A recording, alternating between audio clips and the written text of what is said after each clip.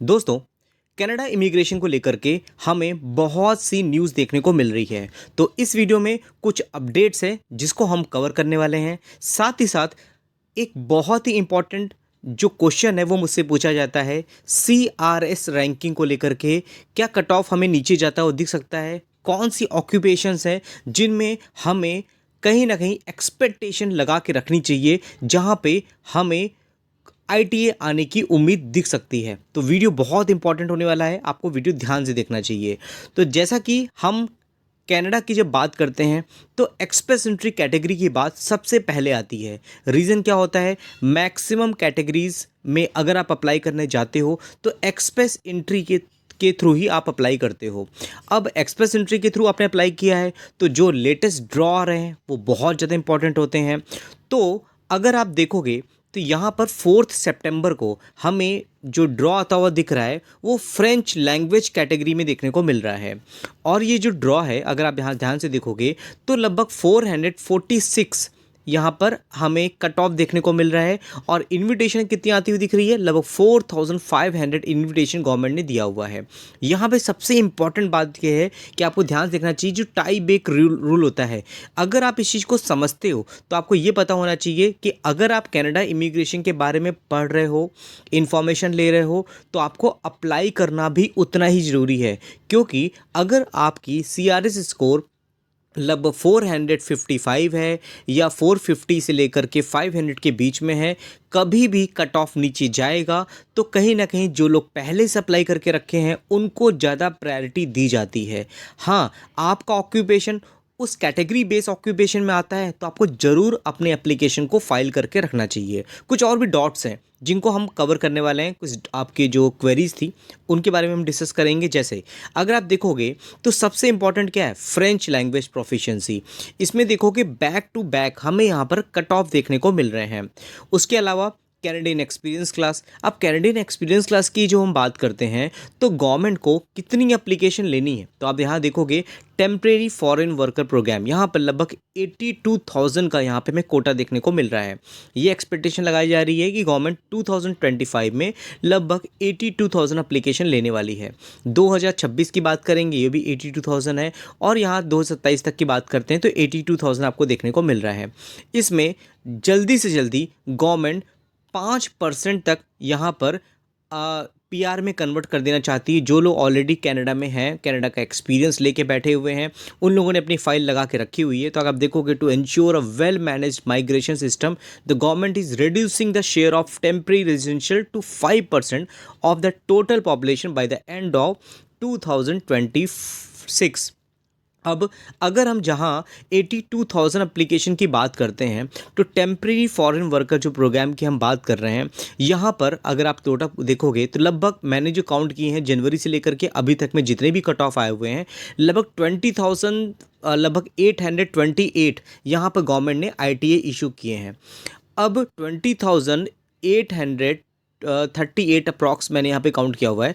तो ये जो 82,000 है उससे अगर आप इसको सब्सट्रैक्ट करोगे तो और बहुत सी एप्लीकेशन गवर्नमेंट को लेनी है। खासकर अगर आप देखोगे इनिशियल स्टेज में, अगर हम जनवरी से आप देखोगे यहाँ पर तो बहुत ज़्यादा गवर्नमेंट एप्लीकेशन यहाँ पे नहीं आ रहे थे। आप देखोगे एक्सपीरियंस क्लास में 1300 आए हैं, बीच में देखोगे 4,000 एप्लीकेशन आ गए।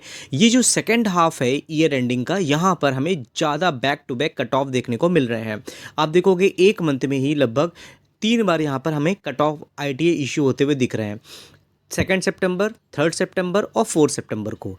और अगर आप देखोगे पहले कितना प्रोविंशियल नॉमिनी कैटेगरी में आया, फिर कैनेडियन एक्सपीरियंस क्लास में आ गया, फ्रेंच लैंग्वेज प्रोफिशिएंसी में आ गया। अब नंबर किसका है, यस, हेल्थ, या आप देखोगे उसका कैटेगरी बेस्ड ऑक्यूपेशन है हेल्थ केयर में या तो एजुकेशन में, उसका भी हमें कट ऑफ आता हुआ दिख सकता है। हो सकता है नेक्स्ट जो हमें ITA आता हुआ दिखे वो हेल्थ या एजुकेशन इंडस्ट्री में आता हुआ दिख जाए। जैसे कि अगर हम देखेंगे यहाँ पर तो आपको देखने को मिलेगा कि सबसे डिमांड कहाँ पे, हेल्थ केयर, ट्रेड में और एजुकेशन में। अगर आपको ध्यान से देखोगे तो आपको देखने को मिलेगा कि एजुकेशन में लगभग 3000 यहाँ पर इनको ITA इशू करने थे, जिसमें से 1000 ये लोग दे चुके हैं, जो मैंने आपको बताया जनवरी से लेकर के अभी तक में। अगर आप कैलकुलेट करोगे ना एजुकेशन कैटेगरी में कितने लोगों को ITA इशू दिया गया है, तो लगभग 1000 है। 2000 अभी भी बाकी है और ईयर एंड होता हुआ दिख रहा है।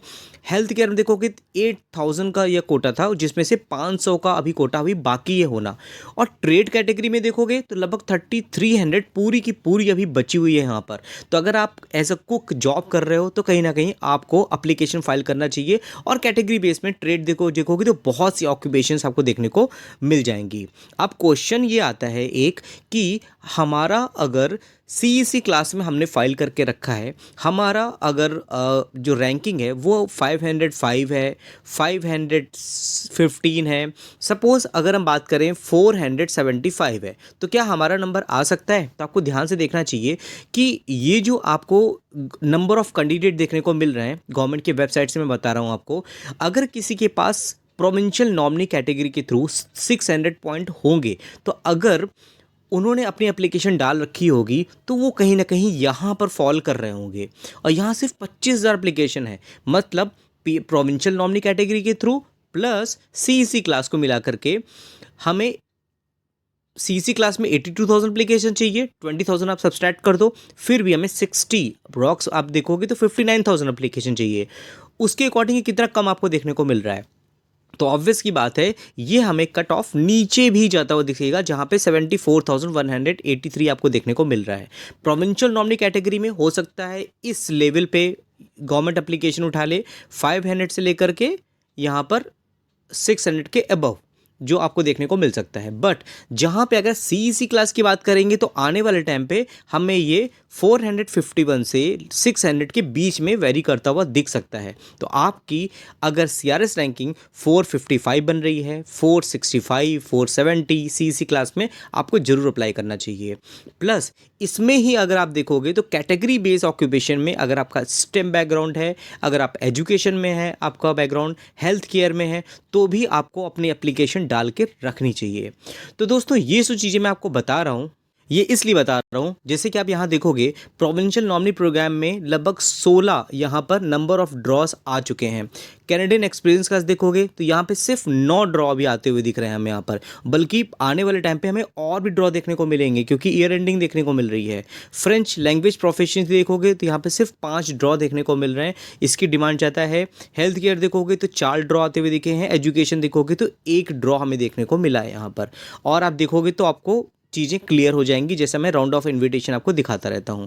तो अभी तो क्या है, अभी कैटेगरी बेस्ड ऑक्यूपेशन में जाओगे तो वहाँ पे तो और भी कैटेगरीज है ना, स्टेम बैकग्राउंड भी आपको देखने को मिलता है, हेल्थ केयर एजुकेशन तो है ही साथ में, उसके अलावा ट्रेड भी देखने को मिलता है। तो अगर आप इन सब ऑक्यूपेशन में आपका जो प्रोफेशन है वो मैच करता है तो ज़रूर आपको अपने एप्लीकेशन डाल के रखनी चाहिए। अगर आपको मुझसे असिस्टेंस चाहिए तो ज़रूर आप नीचे दिए गए नंबर पे कांटेक्ट कर सकते हो, ज़रूर मैं आपकी हेल्प करने की कोशिश करूँगा। अगर आप सीरियस हो कनाडा को लेकर के परमानेंट रेजिडेंसी वीज़ा अप्लाई करना चाहते हो तो आप मुझे नीचे दिए गए नंबर पे कांटेक्ट कर सकते हो। और अपना असेसमेंट भी कराना चाहते हो तो व्हाट्सएप पे आप अपना रिज्यूमे भेज सकते हो, जिससे मैं आपका असेसमेंट करके भी आपको बता दूंगा। तो ठीक दोस्तों, आई होप ये वीडियो आपके लिए कुछ इन्फॉर्मेटिव हुई होगी, आपको इन्फॉर्मेशन मिली होगी। अगर कुछ अच्छा आपको सीखने को मिला हो तो लाइक शेयर सब्सक्राइब करना मत भूलिएगा। तो ठीक दोस्तों, वीडियो को शेयर करिए, फिर मिलते हैं नेक्स्ट वीडियो में, तब तक के लिए थैंक यू।